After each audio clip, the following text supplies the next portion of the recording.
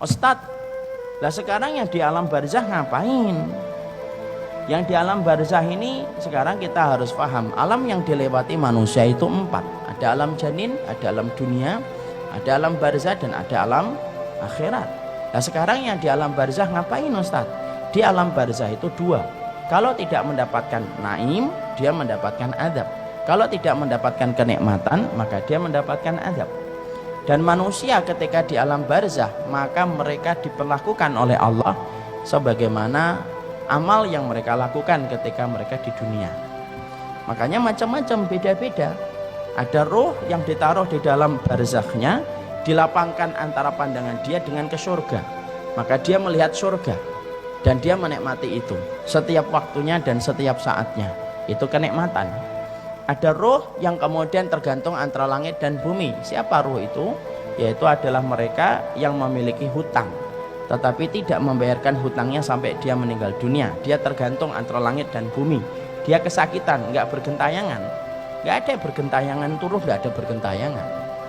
Maka kemudian di alam barzah itu beda-beda. Ada yang mendapatkan kenikmatan, ada yang ditaruh di sungai darah, dia melipir, setiap dia melipir dilempari batu sampai pecah kepalanya. Siapa? Pemakan riba. Ada yang kemudian ditaruh di tanur, tanur itu periuk, masuknya kecil, kemudian bawahnya gede. Untuk siapa? Mereka para pezina yang tidak bertobat sampai kemudian mereka mati dengan zina yang mereka kerjakan. Dididihkan oleh Allah setiap waktunya. Makanya zina itu urusan gede, itu zina. Urusan yang tidak bisa dipandang remeh itu urusan zina. Maka dipanaskan. Ada roh yang kemudian di dalam tembolok burung-burung hijau menikmati surga, masuk ke surga di tembolok burung hijau, kemudian makan yang di surga, kemudian rumahnya di bawah arsy Allah. Siapa itu? Darahnya para syuhada. Beda-beda. Ada roh yang kemudian mati bunuh diri terus. Kalau dia bunuh dirinya dengan gini, ya dia gini terus. Siapa itu? Orang yang matinya bunuh diri. Kalau ada orang yang kemudian matinya minum baygon, ya di dalam kuburnya minum baygon terus. Dan tidak usah tanya, baygonnya dari mana Ustaz? Saya juga nggak ngerti. Tapi di situ kemudian disebut dengan alam barzah. Alam barzah itu bisa nggak ketemu Ustaz? Bisa. Orang itu kalau di alam barzah bisa ketemu. Makanya perhatikan ketika Nabi lemah di atas pangkuan Aisyah radhiyallahu anha, maka Nabi mengatakan ila rafiqil a'la, ke teman-teman saya yang berada di tempat yang tinggi. Siapa itu? Musa, Ibrahim, Harun, Ismail. Makanya Nabi ketika Isra Mi'raj ketemu nggak dengan saudara-saudara beliau? Ketemu Nabi Musa, ketemu Nabi Ibrahim, ketemu Nabi Adam.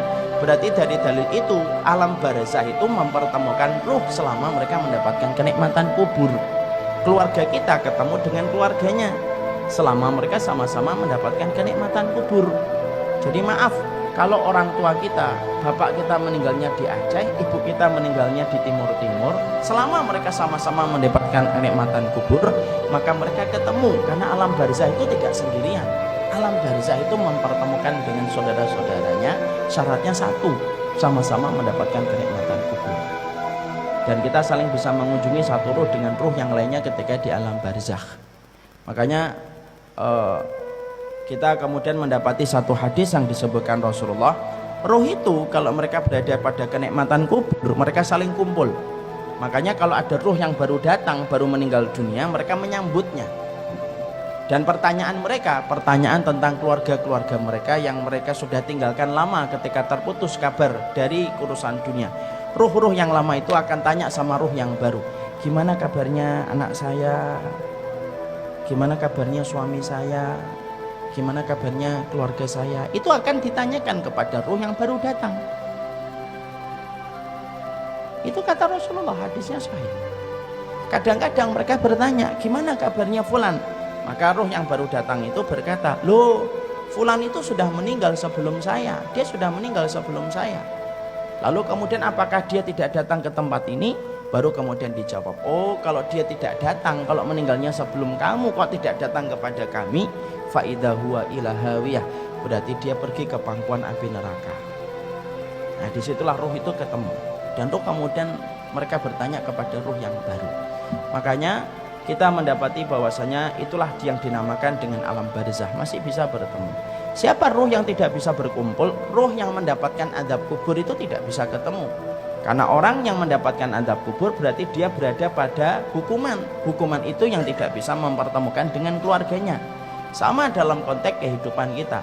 Kalau ada yang di Cipinang penjara, dia tidak bisa ketemu saudaranya, tidak bisa ketemu dengan keluarganya. Sama sebagaimana itulah kita kemudian mendapati di dalam ruh itu semacam itu.